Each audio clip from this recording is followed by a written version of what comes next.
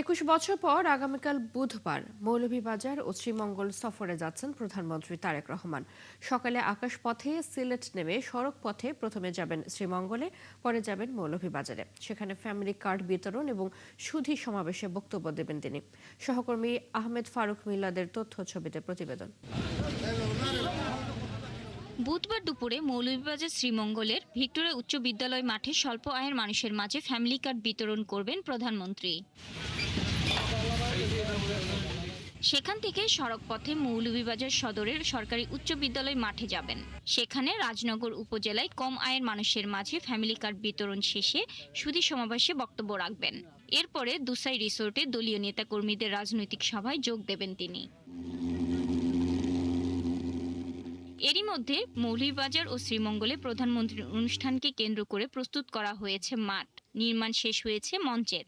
নির্বাচনের প্রথম জনাব তারেক রহমান সাহেব প্রধানমন্ত্রী হওয়ার পর আমাদের মৌলভীবাজারে আসতেছেন। আমাদের অনেক দাবি দেওয়া আছে, যেমন বাইপাস আছে, মেডিকেল কলেজ আছে, বিভিন্ন রাস্তাঘাট, যারা 17 বছরে যে রাস্তাঘাটের উন্নয়ন হয় নাই, সেই উন্নয়নগুলো আমরা দেখতে চাই। প্রধানমন্ত্রী মহোদয়ের আগমন উপলক্ষে আমরা আমাদের পৌর শহরে সৌন্দর্য বর্ধনের কাজ করতেছি এবং আমাদের বিভিন্ন পরিষ্কার পরিচ্ছন্ন কর্মীদের পরিষ্কার পরিচ্ছন্ন করতেছি। এদিকে মৌলভীবাজার জেলা বিএনপির আহ্বায়ক জানান, এদিন মৌলভীবাজারে মেডিকেল কলেজ নির্মাণ সহ কয়েকটি উন্নয়নের প্রস্তাব প্রধানমন্ত্রীর কাছে তুলে ধরা হবে।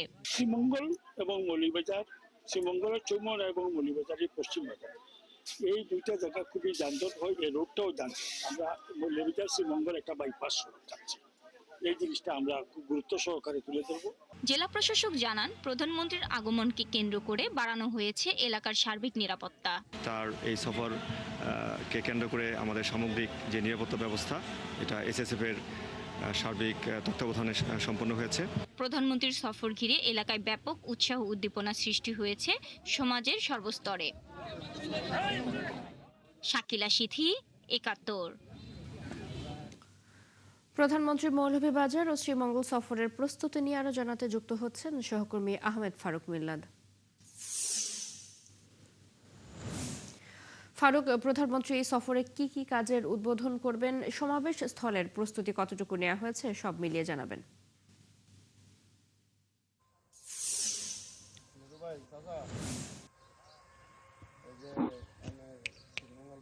ধন্যবাদ।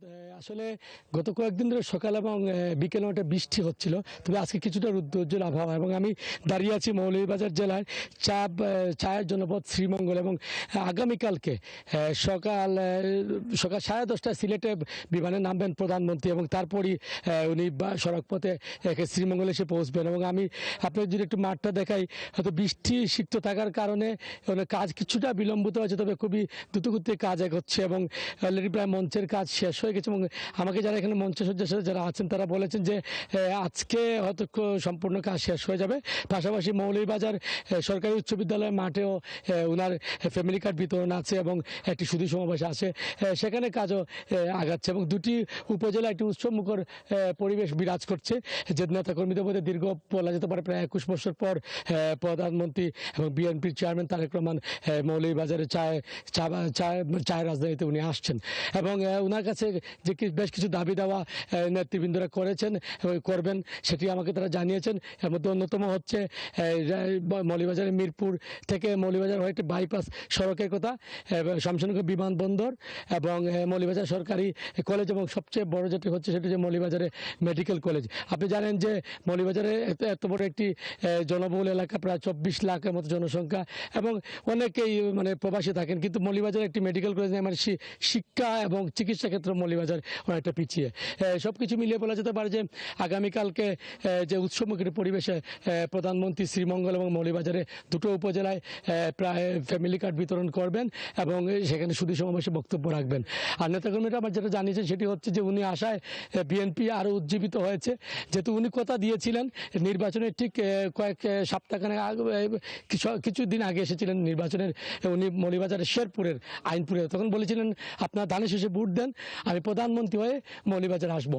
উনি সেই কথা রেখেছেন। ফলে কালকে আমাকে এখানকার সংসদ সদস্য এম নাসির রহমান এবং হাজি মুজিবুর রহমান, তো দুজনে আমাকে জানিয়েছেন তারা প্রধানমন্ত্রী ঠিক 4 মাসের বাসায় 4 মাসের মাথায় নির্বাচিত হয়ে উনি যে মৌলভীবাজার আসবেন সেটা তাদের কাছে আসলে প্রত্যাশিত ছিল না। তবে তারা আসলে প্রধানমন্ত্রীকে কী বলে ধন্যবাদ দেবেন তারা আসলে ঠিক জানেন না।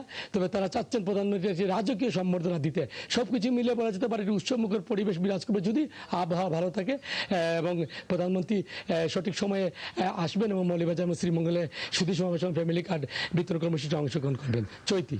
জি ফারুক, ধন্যবাদ আপনাকে। আমাদের সাথে মৌলভীবাজার থেকে যুক্ত ছিলেন সহকর্মী আহমেদ ফারুক মিল্লাত।